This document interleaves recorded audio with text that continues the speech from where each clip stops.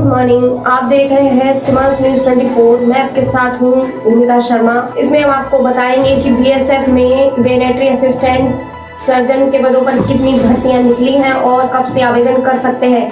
साथ ही हम इसकी खास जानकारी भी देंगे, तो बने रहिए हमारे साथ वीडियो के अंत तक। चलिए बढ़ते हैं इस खबर की तरफ। बीएसएफ में वेटरनरी असिस्टेंट सर्जन के पदों पर भर्ती निकली है।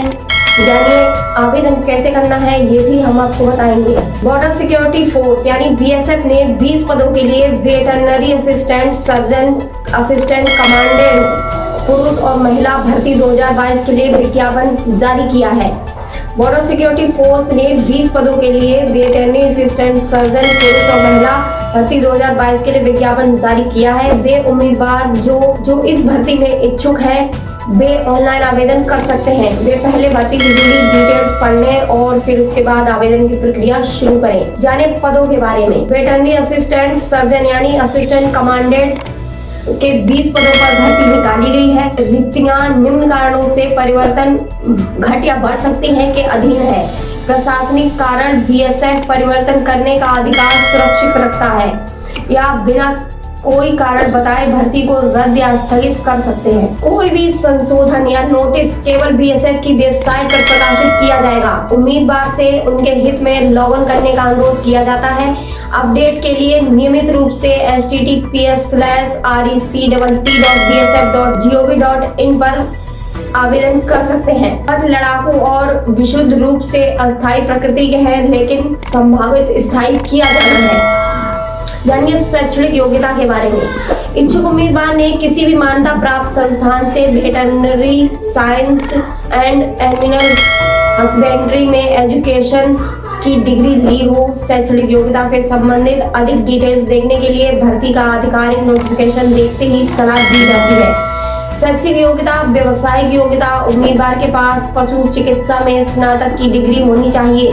विज्ञान और पशुपालन या किसी मान्यता प्राप्त विश्वविद्यालय से समकक्ष भारतीय पशु चिकित्सा परिषद में पंजीकरण के साथ। उम्मीदवार अपेक्षित शैक्षणिक योग्यता नहीं रखते हैं। प्रमाण पत्र या परीक्षा में उपस्थित होना, परिमाण की प्रतीक्षा नहीं होना के पशु चिकित्सा परिषद से पंजीकरण के प्रमाण पत्र का कब्जा। भारत को आवेदन करने की आवश्यकता नहीं है। जाने जरूरी तारीख। आवेदन की तारीख 11 दिसंबर 2022।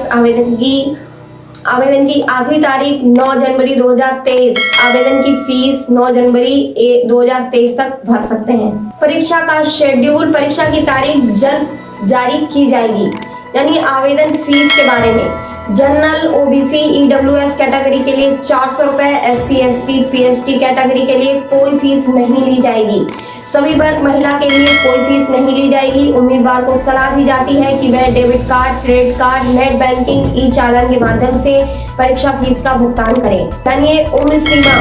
उम्मीदवारों की न्यूनतम उम्र 23 साल और अधिकतम उम्र 30 साल होनी चाहिए। बीएसएफ असिस्टेंट कमांडेंट भर्ती 2022 नियमों के अनुसार आयु में अतिरिक्त छूट दी जाएगी। उम्मीदवारों की आयु जन्म तिथि के आधार पर निर्धारित की जाएगी। समापन तिथि पर उपलब्ध उनके मैट्रिक प्रमाण पत्र में दर्ज किया गया आवेदन जमा करने और इसके परिवर्तन के लिए कोई बाद का अनुरोध नहीं विचार किया जाएगा या प्रदान किया जाएगा। आरक्षित श्रेणियों के लिए प्रमाण पत्र का निर्धारित प्रारूप संलग्न है। एससी, एसटी के लिए प्रति अनुबंध V, ईडब्ल्यूएस के लिए अनुबंध V1 और अनुबंध ओबीसी श्रेणी के लिए C और C1 है। केवल उन्हीं मामलों में संबंधित श्रेणी की छूट दी जाएगी जहां के लिए संबंधित श्रेणी में रिक्तियां उपलब्ध है। यदि संबंधित आरक्षित में रिक्तियां उपलब्ध नहीं है या श्रेणी आवेदन किए गए उम्मीदवारों को अनारक्षित माना जाएगा। उम्मीदवार यदि वह आरक्षित उम्मीदवार के लिए लागू पात्रता शर्तों को पूरा करता है।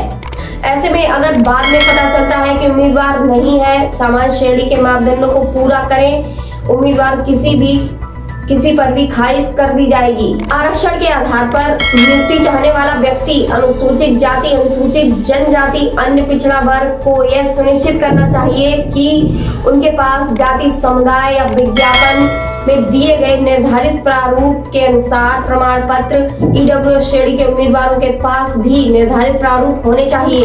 प्रमाण पत्र इस प्रयोजन के निर्णायक तारीख ही अंतिम तारीख होगी। ओबीसी के रूप में आरक्षण चाहने वाले प्रत्येक उम्मीदवार को प्रस्तुत करना आवश्यक है। ओबीसी के संबंध में निर्धारित प्रारूप में प्रमाण पत्र समकक्ष अधिकारी द्वारा जारी की गई स्थिति और गैर मलाईदार परत की स्थिति।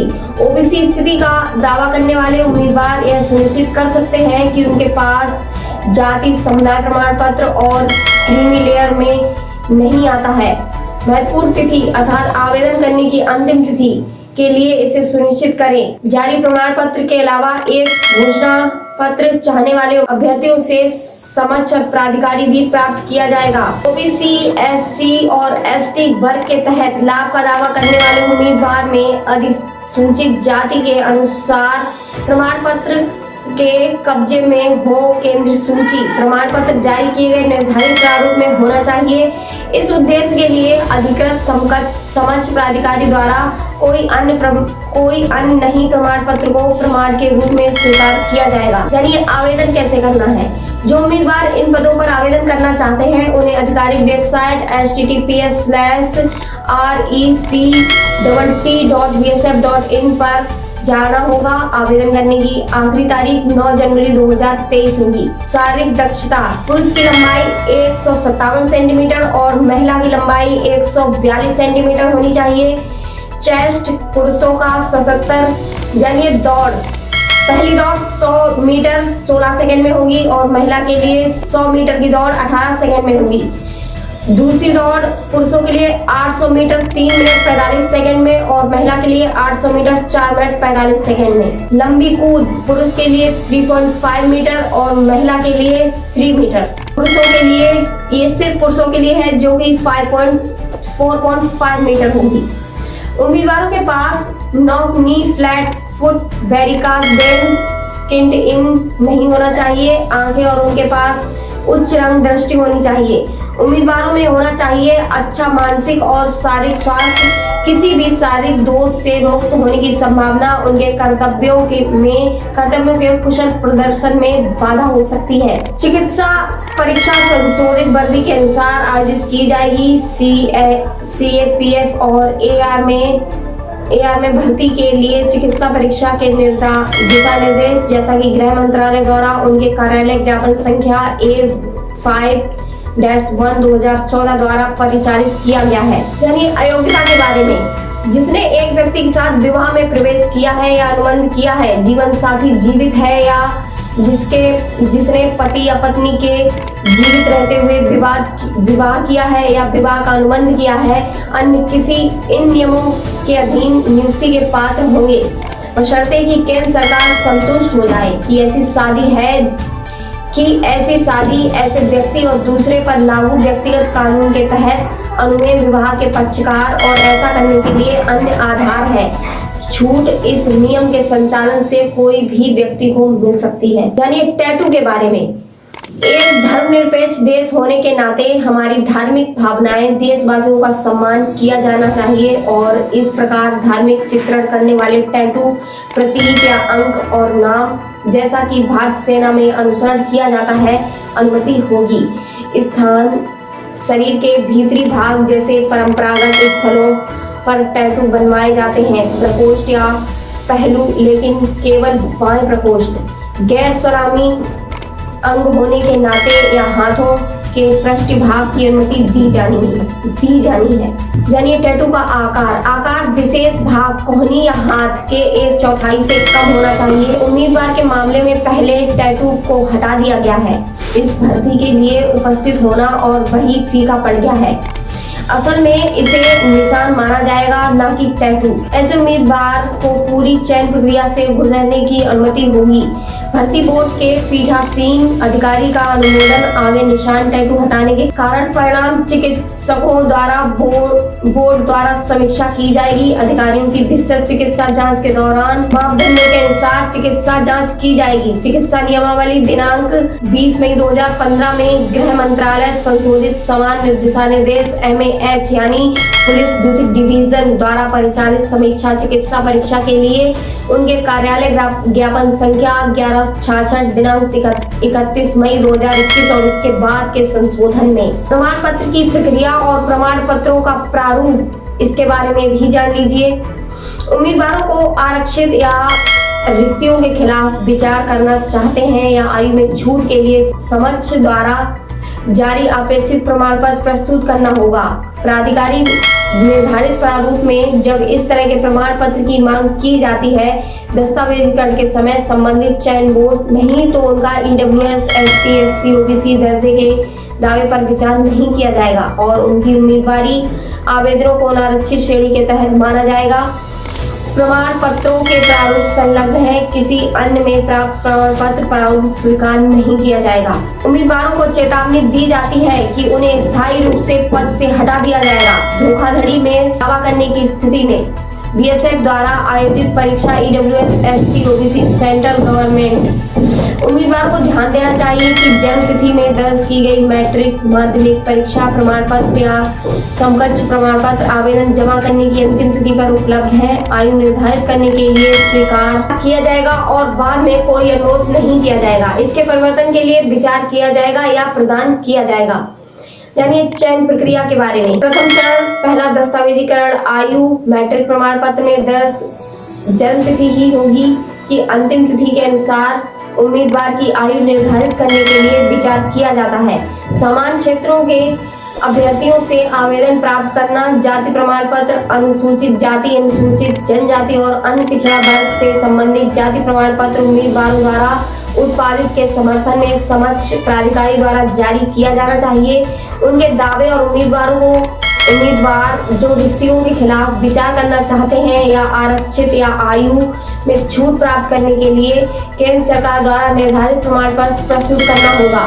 समक्ष प्राधिकारी द्वारा जारी किया गया बोर्ड अंतिम निर्णय लेने के लिए समक्ष है। संतोषजनक परिणाम न देने पर उम्मीदवार को स्वीकार करने में विश्वास दिलाने वाले दस्तावेज भी होंगे। यानी शैक्षणिक योग्यता के बारे में मान्यता प्राप्त जारी किए गए मूल प्रमाण पत्र बोर्ड द्वारा विश्वविद्यालयों बोर्डों की जांच की जाएगी। शारीरिक मानक परीक्षा केवल वे उम्मीदवार जो प्रलेखन में योग्य हैं PST के लिए उपस्थित होने की अनुमति दी जाएगी। PST BOO द्वारा किया जाएगा। निर्धारित के अनुसार उनकी ऊंचाई, वजन और छाती का आंकलन। यानी शारीरिक मानक के बारे में शारीरिक दक्षता परीक्षा यानी PET उम्मीदवार जो दस्तावेजीकरण में योग्य पाए गए और इसमें अर्हता प्राप्त की फिजिकल स्टैंडर्ड टेस्ट निम्नलिखित फिजिकल में दिखाई देगा। दक्षता परीक्षण PET की सभी घटनाएं योग्यता प्रकृति की होंगी। अभ्यर्थियों की आवश्यकता है कि PET की सभी घटनाओं को स्वतंत्र रूप से अर्हता प्राप्त करने के लिए किसी भी घटना में असफल होना अयोग्यता होगी। PST के लिए महिला उम्मीदवार को रिपोर्टिंग पर एक स्वघोषणा उसकी गर्भावस्था की स्थिति के बारे में संकेत प्रस्तुत किया जाएगा। मामले में अगर उसने घोषणा की कि वह तब गर्भवती नहीं है उसे अनुमति दी जा सकती है। PST PET में भाग लें घोषणा के मामले में कि सभी जोखिम PST से गुजरना उनका अपना होगा। यदि महिला उम्मीदवार से घोषणा की है कि वह पहले गर्भवती है PST या PET फिर एक पुष्टिकरण गर्भावस्था परीक्षण किया जाना चाहिए और मामले में वह गर्भावस्था की अवधि के बावजूद गर्भवती पाई जाती है 12 हफ्तों या इससे अधिक कम उसे अस्थायी रूप से अयोग्य घोषित किया जा सकता है। कारावास होने तक उसकी नियुक्ति स्थगित रखी जाएगी अगर वह मृत जिसके लिए बिंदु तक महिला जिसके विरुद्ध एक महिला होगी। चिकित्सा परीक्षा जानिए चिकित्सा परीक्षा के बारे में उम्मीदवार जो परीक्षा के उपरोक्त सभी चरणों में अर्हता प्राप्त करेंगे अर्थात लिखित परीक्षा, प्रलेखन, PST PET और साक्षात्कार से गुजरना होगा। विस्तृत चिकित्सा परीक्षा जो एक मेडिकल बोर्ड द्वारा आयोजित की जाएगी उनकी फिटनेस का आकलन करेंगे। यदि विस्तार के दौरान किसी उम्मीदवार को मेडिकली अनफिट घोषित किया जाता है चिकित्सा परीक्षा उसे समीक्षा चिकित्सा से गुजरने की अनुमति दी जाएगी। परीक्षा बशर्ते वे संलग्न करके अपनी लिखित सहमति दें। अनुपयुक्त होने के कारणों को इंगित करते हुए सूचना पर उनके हस्ताक्षर के अनुसार अनुमति दी उम्मीदवारों की समीक्षा चिकित्सा परीक्षा होगी। विस्तृत चिकित्सा परीक्षा की निरंतरता में आयोजित अधिमानत पर DME के अगले दिन अनुलग्न के अनुसार पुनः चिकित्सा परीक्षा के लिए सहमति मिलेगी। उम्मीदवार द्वारा विदित अनारक्षित डी 24 घंटे के भीतर प्रस्तुत किया जाना चाहिए। उसे DME में उसकी अनुपयोगिता के बारे में सूचित किया जाता है। चिकित्सा परीक्षा की समीक्षा करें में निर्णय की त्रुटि की संभावना को दूर करें। इसी के साथ हमारे समाचार समाप्त हुए। तो आपको ये जानकारी कैसी लगी हमें कमेंट बॉक्स में कमेंट करके जरूर बताएं। साथ ही इससे जुड़ी और जानकारी के लिए हमें कमेंट जरूर करें। तो मिलेंगे कल फिर ऐसी नई खबर के साथ, तब तक के लिए नमस्कार।